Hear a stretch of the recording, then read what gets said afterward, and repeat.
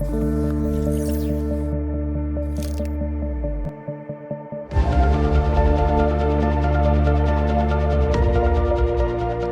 un autre moment particulièrement attendu, celui de l'ouverture officielle. Donc je vous demande de bien vouloir accueillir le professeur Vincent Boune, donc qui est anesthésiste réanimateur, chef de service du SAMU 31, vice-président de la région Occitanie-Pyrénées-Méditerranée chargé de la santé. On vous applaudit, professeur. Restez au centre scène. Nous avons également bien sûr le grand plaisir d'accueillir Mickaël Delafosse, maire de Montpellier, président de Montpellier Méditerranée Métropole, sous vos applaudissements également. Bonjour monsieur le maire. Et donc Étienne Gernel, le directeur du Point, et vous allez tous les trois donc nous dire quelques mots de cette très très belle 8e édition. Bienvenue, merci, on est ravis d'être là.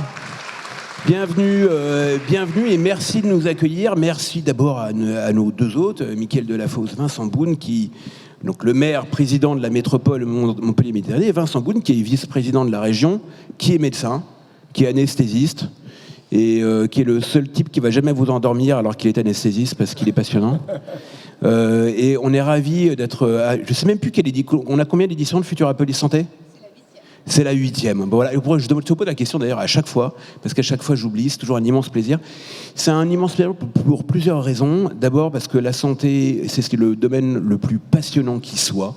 C'est le domaine probablement dans lequel l'innovation scientifique avance le plus vite. C'est le domaine d'application, on va en parler dans un instant, numéro 1 de l'IA aujourd'hui. C'est-à-dire que c'est dans le domaine de la santé que l'IA se révèle la plus utile et dont les résultats sont les plus tangibles. C'est passionnant. C'est passionnant de le faire ici. Pourquoi ? D'abord parce que c'est une ville de santé, ça vous le savez, depuis en gros un petit millénaire.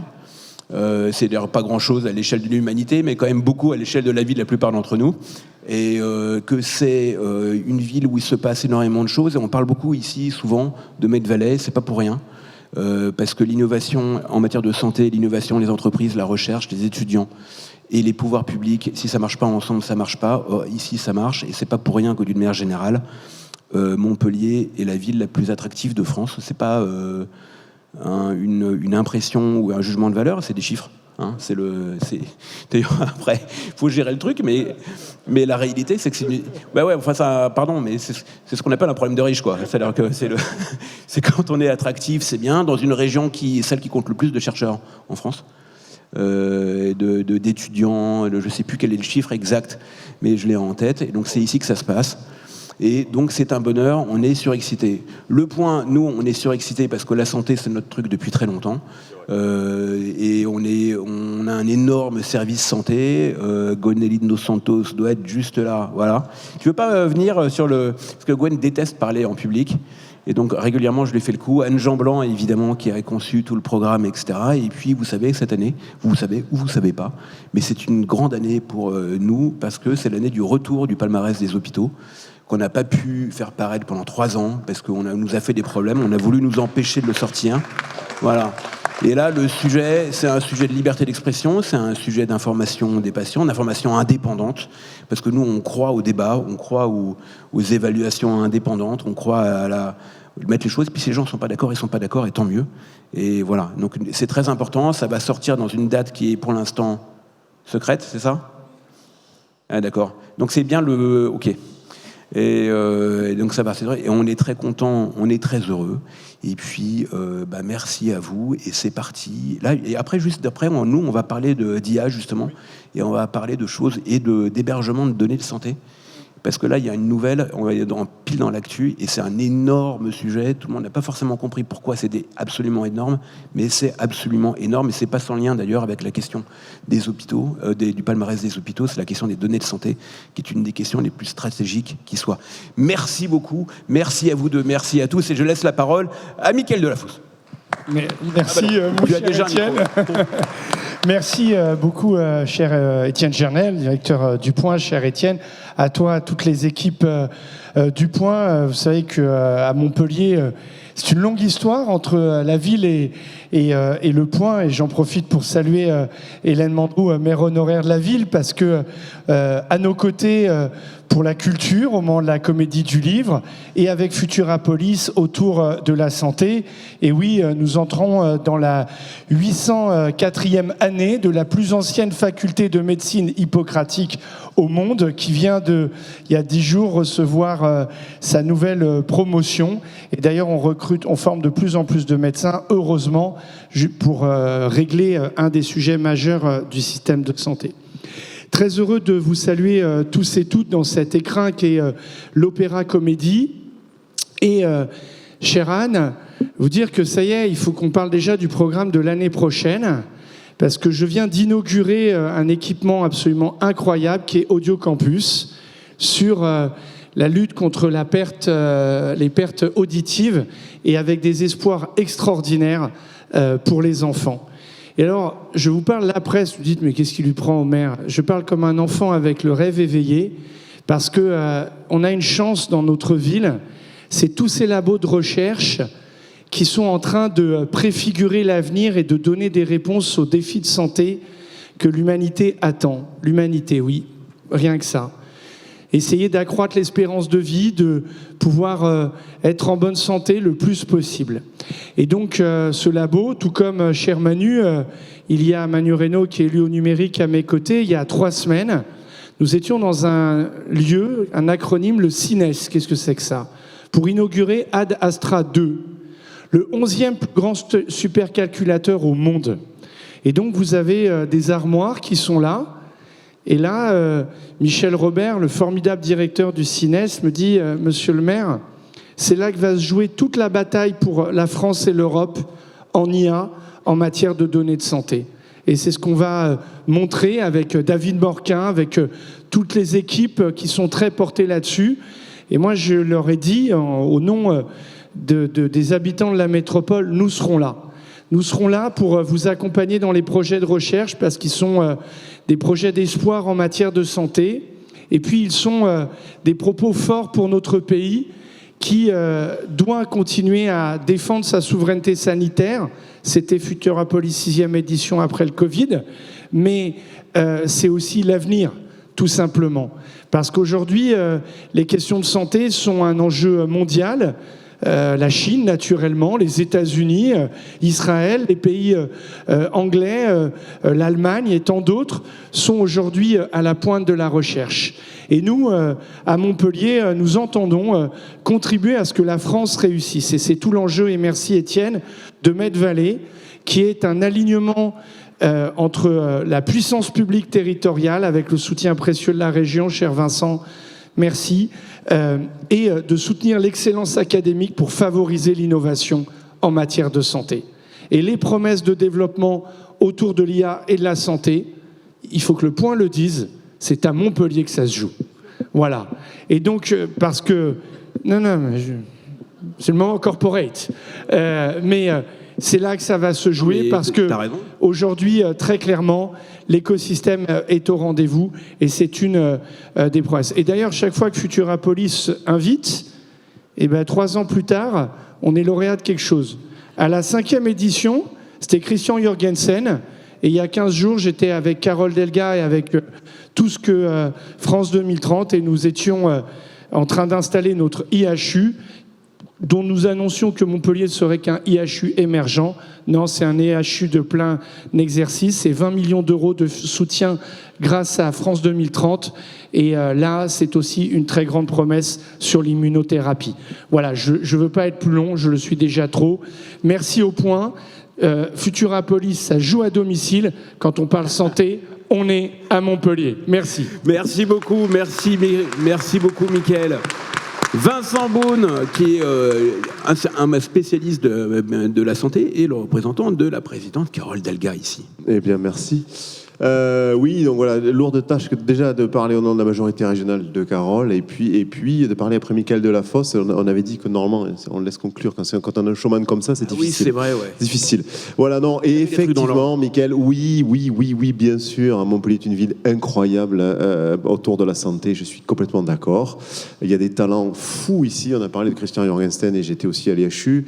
On va avoir un débat avec Anne Ferrer qui est je vais le redire, mais le plus beau joyau de Toulouse qui est parti à Montpellier, on est d'accord. Le joyau Montpellier. On est d'accord, voilà, il n'y a rien à dire. Et effectivement, c'est une ville incroyable. Et ce qui m'épate chaque fois que je viens, c'est la synergie. Et on va dire, les gens se multiplient ici, se potentialisent de manière incroyable, et tout le monde est aligné à Montpellier, que ce soit les forces académiques, politiques, de recherche, les forces de santé. Il y a un alignement incroyable des planètes, ce qui fait que oui, il y a une réussite incroyable à Montpellier, c'est indiscutable. C'est vrai, voilà, il faut quand même le dire. Donc voilà, dire qu'effectivement quand même la région, alors il n'y a pas que Montpellier dans la région, pardon, on a un tout petit peu plus large aussi, mais effectivement il y a 2 IHU en région, ça c'est très bien par rapport à la dernière édition, donc on a eu la chance de faire un carton plein finalement, vous savez qu'on a 2 capitales régionales, et donc on a 2 IHU, c'est très très bien, et puis la région est toujours plus que jamais investie autour des sujets, donc on va parler de l'IA, vous verrez qu'on n'est pas resté les bras ballants, parce que c'est vraiment une course, on est d'accord, il y a un énorme enjeu sur les technologies émergentes, sur les biothérapies, sur l'IA, sur le vieillissement. C'est des enjeux incroyables. Il y a aussi des enjeux de souveraineté économique et de relocalisation des médicaments. À l'heure où le paracétamol va partir sur du hedge fund, encore une fois, on y est là. C'est bien.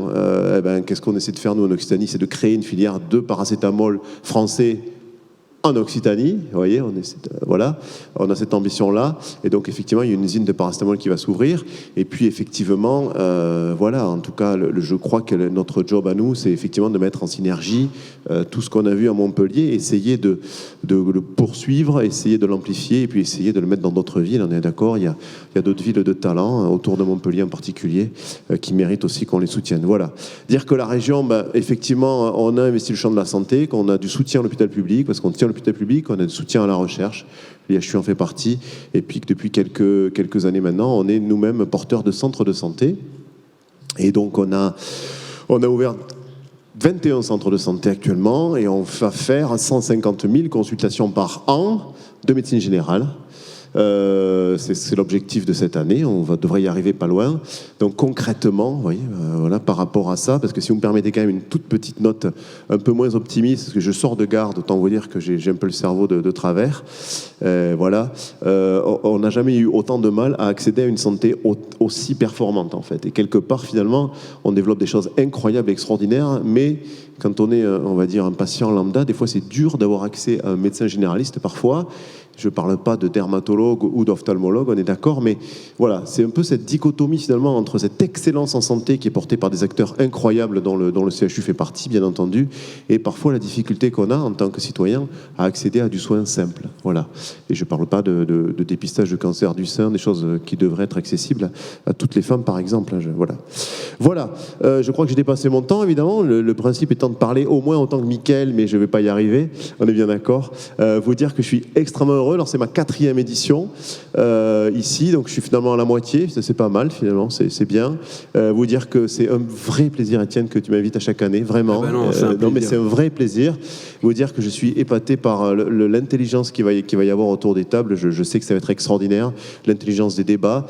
Je parle pas de tout le monde, je vais en participer, mais je serai probablement le point le plus bas de. Voilà, il n'y a aucun problème, aucun sujet, on est d'accord.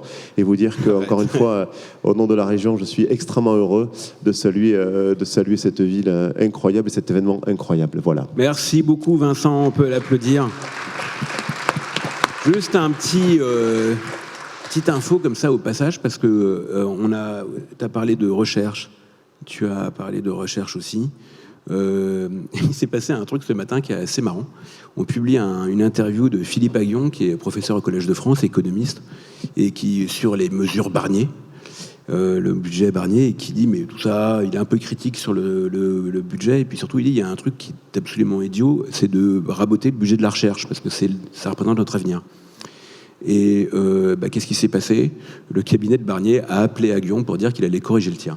Donc on a fait réaugmenter le budget de la recherche ça modestement concert. Et on peut rappeler, Mickaël, juste d'un mot quand même, que les collectivités investissent plus que l'État en proportion de leur budget. Oui, les collectivités territoriales sont les premiers investisseurs dans le pays et donc génèrent de l'emploi. Alors si Le Point peut faire un petit dossier aussi sur le budget des collectivités, ce serait pas mal. Mais je prends un titre d'exemple. Nous, la métropole de Montpellier, pour être aux côtés des forces de la recherche. Nous avons mis 29 millions d'euros pour aider à équiper des labos, à accompagner nos chercheurs qui souvent ont l'humilité leur humilité est inversement proportionnelle à leur excellence académique et qui méritent vraiment de belles conditions de travail et surtout d'outils de pointe si nous voulons pouvoir continuer à rivaliser avec les autres nations du monde. C'est indispensable. En tout cas, je merci de me redonner la parole pour leur adresser ce message de soutien. C'est une cause. Il faut soutenir la recherche, c'est indispensable. Merci beaucoup à tous les deux et vive la recherche. Et puis on y va, alors on commence alors. Merci beaucoup messieurs pour cette très belle ouverture officielle et on vous retrouve dans quelques minutes donc avec Anne Ferrer pour une table ronde sur l'intelligence artificielle. On revient après, d'accord. Absolument.